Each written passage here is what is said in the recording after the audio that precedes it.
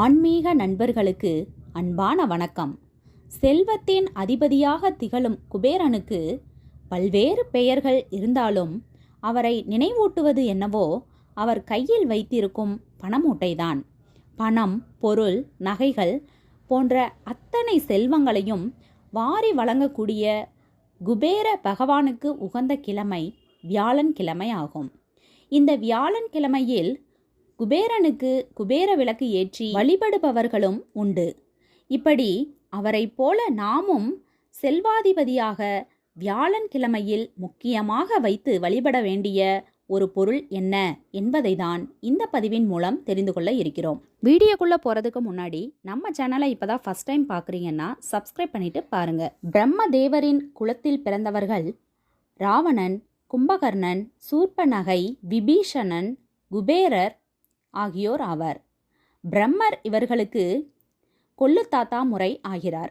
இதில் ராவணனும் குபேரனும் தீவிர சிவபக்தர்களாக இருந்து வந்தனர். இவர்களுடைய கடும் தவத்தினால் சிவபெருமான் ராவணனுக்கு மனிதரை தவிர வேறு யாராலும் அவனை அழிக்க முடியாத வரத்தை கொடுத்தார். அதேபோல குபேரனுக்கு வடக்கு திசை முழுவதும் அரசாளும் பதவியை அளித்தார். வடக்கு திசைக்கு அதிபதியாக இருக்கும் குபேர பகவானுக்கு உலகத்தில் இருக்கும் எல்லா செல்வத்தையும் கொடுத்து மனிதர்களின் விதி பயனுக்கு ஏற்ப கர்ம அடிப்படையில் அவர்களுக்கு செல்வத்தை அளிக்க வேண்டும் என்கிற பொறுப்பையும் ஒப்படைத்தார். வடக்கு திசையில் அழகாபுரி என்கிற அற்புத அரண்மனையை விஸ்வகர்மா அவருக்கென பிரத்யேகமான உருவாக்கி கொடுக்க அதில் கம்பீரமாக அமர்ந்து இன்றும் ஆட்சி செலுத்தி கொண்டிருக்கிறார். அவருக்கு கணக்கு பிள்ளையாக நியமிக்கப்பட்டவர்கள் சங்கநிதி மற்றும் பதுமநிதி. இவர்கள் முறையே தாமரையும் சங்கும் கையில் வைத்திருப்பார்கள். எனவே குபேர பூஜை செய்யும் பொழுது தாமரை பூ மற்றும் சங்கு ஆகியவற்றை வைத்தே பூஜிப்பது முறையாகும். தனக்கென எந்தவிதமான எதிர்பார்ப்புகளும் அற்ற குபேரன் தியாகத்தின் மறுவுருவமாக தேவர்களுக்கு காட்சியளித்தார். இதனால் தேவர்களுக்கு நிதி அமைச்சராகவும் பொறுப்பு ஏற்க செய்தார். திருவேங்கட மலையில் காட்சி தரும் வெங்கடாச்சலபதியின் திருமணத்திற்கு கடன் கொடுக்கும் அளவிற்கு உயர்ந்த குபேரனின் அருளை நாம் வியாழந்தோறும் அவரை போதிப்பதன் மூலம் பெற்றுக்கொள்ள முடியும். ஒவ்வொரு வியாழக்கிழமை அன்றும் குபேரன் படத்தை வைத்து தாமரை மலர், சங்கு ஆகியவற்றை இருபுறமும் வைத்து கொள்ள வேண்டும். நாணயங்களில் அர்ச்சனை செய்யும் பொழுது குபேரர் மனம் மகிழ்கிறார்.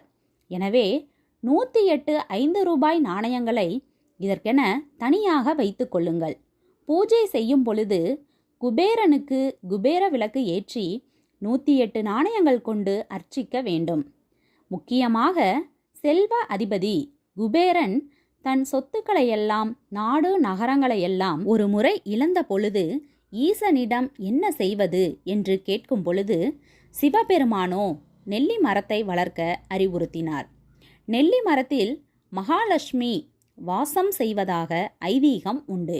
எனவே நெல்லி மரம் வளர வளர அவருடைய இழந்த சொத்துக்களும் நாடு நகரங்களும் திரும்ப கிடைத்தன.